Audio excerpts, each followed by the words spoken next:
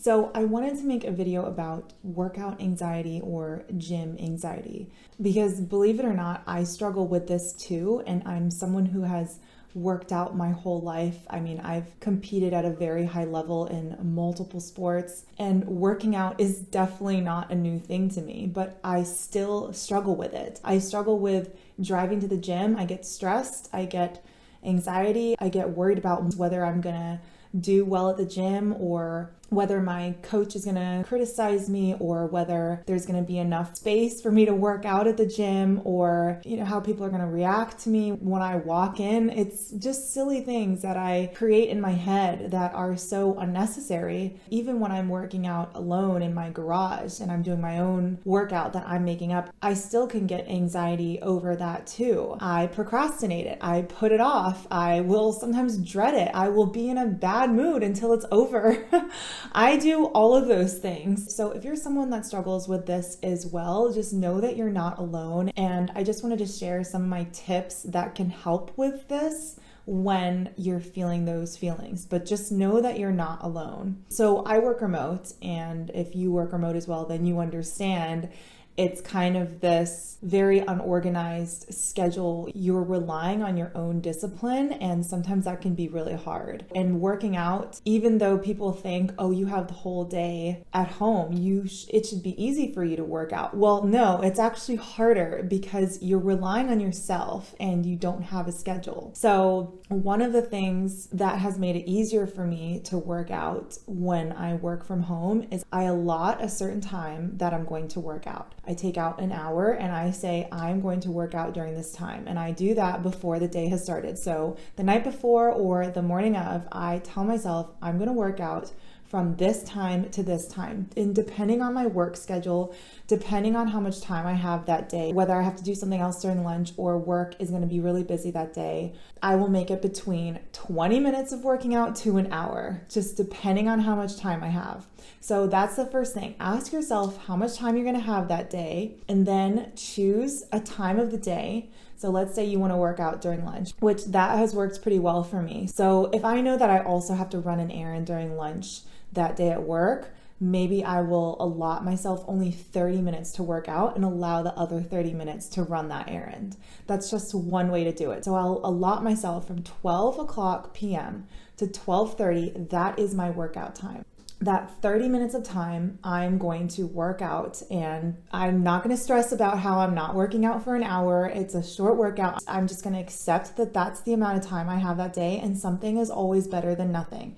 And maybe the next day I'll have a full hour, but actually 30 minutes, you can get more done in a workout than you think. And maybe that's a separate video for a different topic of what you can do in 30 minutes as a workout. But in my head, I know that it's 30 minutes and I know what time of the day it is. So from 8 a.m. to 12, I don't need to worry about working out. I don't have to stress about it. I don't think about my workout. I just do what needs to be done in that time, knowing that at 12 o'clock, I get off my computer and I go to the garage. And that has been working for me to compartmentalize everything like work and working out and not stressing about, am I going to work out today? Am I going to have enough time to work out today? Is it going to suck? Am I going to be too tired? And here is the next tip that I want to say. So if you don't feel like working out, if it is one of those days where, let's say you didn't get enough sleep the night before, or you're just not feeling it, you're on your period, or you're just exhausted for whatever reason, choose movements that you enjoy doing. Choose something that you love, that's not high heart rate, that's pleasant, that's enjoyable, that you can listen to an audiobook. Working out does not always have to be hard. This is another thing that I want to explain to you, because in my head, I always thought it had to be hard. I thought it had to suck. But depending on your goals, if you're not training for a competition, if you're not competing in this, if you're not a professional athlete and you're just trying to do this to be healthy, it doesn't have to be miserable. It doesn't have to suck all the time. It can be something that you actually enjoy. And that's another thing that was so hard for me to understand, especially after competing in CrossFit for so many years and going to the games and treating it like it was my job, is because when it is your job, then that's a whole nother story. But when it's not, when you're not competing and you're just doing this to stay healthy and to be in shape and to look fit and to feel good about your body and to just feel healthy and be healthy, it does not have to suck. It does not have to be hard. I mean, I think there are days that you're gonna have more energy and you're gonna feel good about pushing yourself, and maybe a lot 2 days a week to where you really do push yourself. But on the days that you're tired, on the days you don't feel like it, you don't have to do something awful in the gym. You can do something that's pleasant, that you enjoy. Because remember, we're just trying to move our bodies. We're just trying to get the blood flowing. Like, look at soccer players. They're having a blast when they're playing soccer and they're so fit. Or basketball or whatever. Like, sports are fun, but these people are so fit and so athletic. And so that's one thing that I've been trying to do, is I've been trying to make workouts that are actually really fun. I know that that might sound crazy to some of you, but there are ways to do it. So that is another way you can compartmentalize your life and then your workout, and not stress about it and not think about all those things like, oh, I'm so tired, I'm so grumpy today, I don't feel like working out, I have to work out and I really don't want to, and then you just beat yourself up. Like, all those cycles that we go through in our head.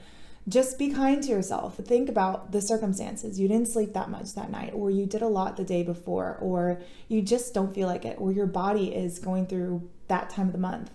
Just be kind to yourself and know that that's a situation, and think of a workout in your head that you would enjoy that just gets you to move. Whether that's just walking up and down your stairs, playing a game on your phone for 30 minutes. Like, I literally do that. I know it might sound crazy, but people go to the gym and do the Stairmaster. So what's wrong with walking up and down your stairs at your house?